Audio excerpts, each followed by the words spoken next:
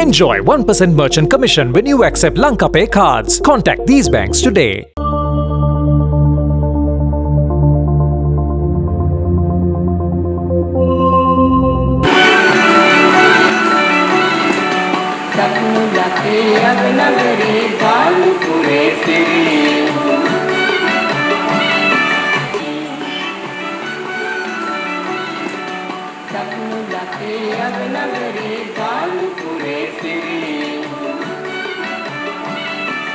I think there are moments when I'm writing poems and there are moments when I'm not writing poems, but I'm always thinking about poetry, so I try to read poetry if I'm not writing.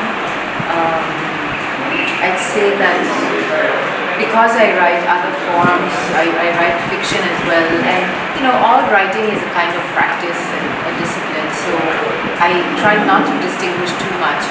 But it is true that when you're writing a novel, there is a very different engagement with the text, and you're very immersed in it, so much so that the outside life has to be diminished a little bit.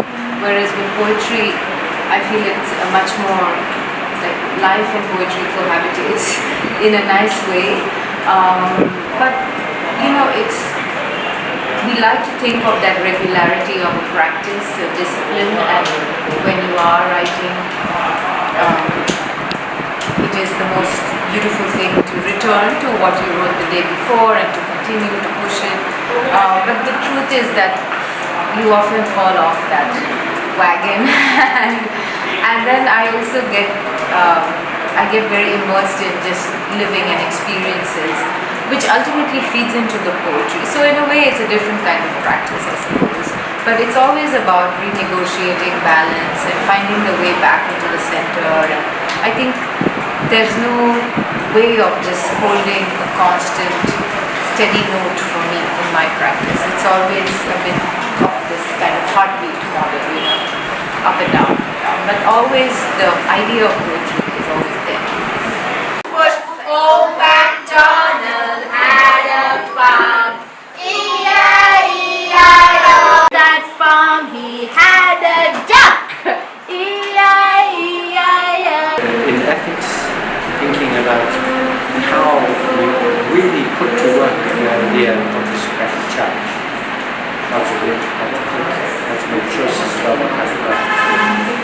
And in my book, The Philosophy of Life, I give an argument, the universal argument, which says that we all have a responsibility to increase the quantum of good in the world in order to ensure that the entire history of the universe is good.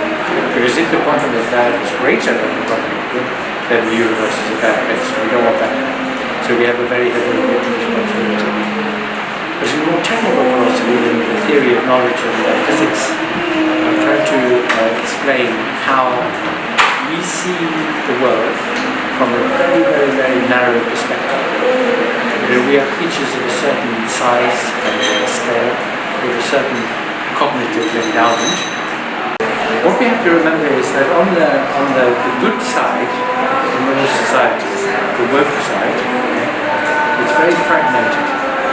And there are people who want to try to do the most sympathetic and generous thing, to take everybody's feelings into account, or find some way of negotiating it.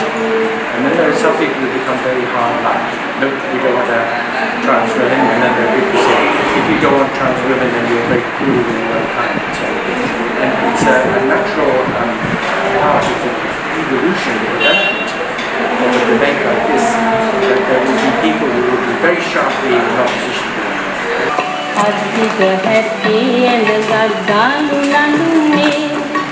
and